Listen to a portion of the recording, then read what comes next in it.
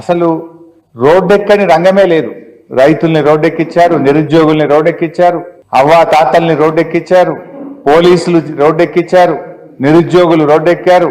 అన్ని వర్గాల ప్రజల్ని కూడా ఈ ఏడాది కాలంలో రోడ్డెక్కించినటువంటి ఘనత రేవంత్ రెడ్డి గారి ప్రభుత్వం. ఇంకా వచ్చి రాగానే అనాలోచిత ప్రకటనలు, ఆగమాగం.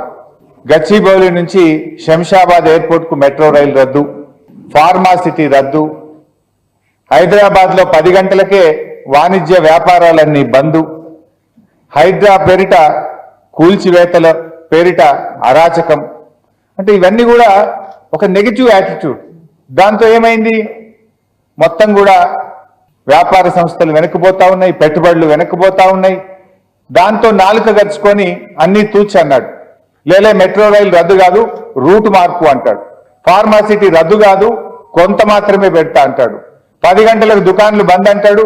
లేలే ఇది మళ్ళా 1 గంట దాకా పెంచుతా అంటాడు. కానీ ఏమైంది? జరగాల్సిన డ్యామేజ్ జరిగిపోయింది. హైదరాబాద్ బ్రాండ్ ఇమేజ్ ఆగమైపోయింది. పెట్టుబడి పెట్టే సంస్థలు పునరాలోచనలో పడ్డాయి.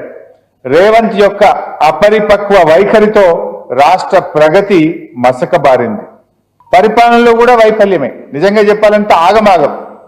మీరు చూస్తే ఇది ఎంత తత్తర బిత్తర ప్రభుత్వం అంటే, హైదరాబాద్ నగరానికి సంవత్సరంలో 3 పోలీస్ కమిషనర్లు మారారు, ట్రాన్స్కో సిఎండీలు 4 మారారు, జిహెచ్ఎంసీ కమిషనర్లు 3 మారారు, రంగారెడ్డి కలెక్టర్లు 3 మారారు.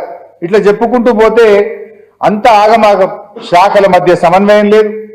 ముఖ్యమంత్రి స్వయంగా నిర్వహిస్తున్న విద్య, ఎస్సీ, ఎస్టీ, మైనార్టీ శాఖల్లోనే పరిస్థితులు అత్యంత దారుణంగా అస్తవ్యస్తంగా ఉన్నటువంటి పరిస్థితి. ఇలా పాఠశాలల్లో గురుకుల విద్యార్థులు విష ఆహారం తిని ప్రాణాలు కోల్పోతున్న పరిస్థితి.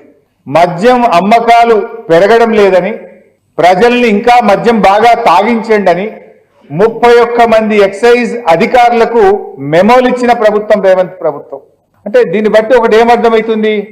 సీఎం రేవంత్ రెడ్డి పరిపాలనలో ఆయనకు కన్విక్షన్ లేదు, కాన్సన్ట్రేషన్ లేదు, కన్సిస్టెన్సీ లేదు అనేటువంటి విషయం చాలా స్పష్టంగా ఈరోజు మనకు అర్థమవుతా ఉంది.